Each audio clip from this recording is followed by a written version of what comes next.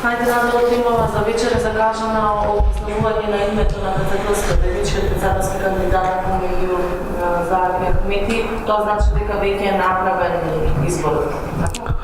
Продолжуваме да зборуваме и денес да разговараме со сите коалициони партнери, вклучувајќи го и ДУИ како коалиционен партнер. Знаете сите дека сите се вложивме и се вложуваме во овој процес затоа што е многу значен, затоа што е многу вреден, затоа што граѓаните за прв пат ќе добијат заеднички кандидат на сите нив, на сите граѓани. Денес, во текот на попладневните часови, ќе има средба раководството на партијата, а потоа во вечерните часови ќе се одржи средба со сите коалициони партнери кои ќе дадат поддршка на заедничкиот кандидат за председател.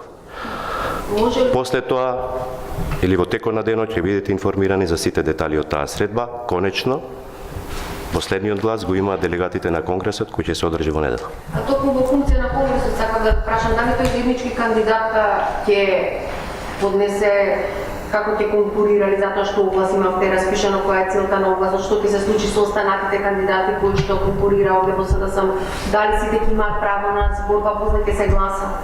Значи,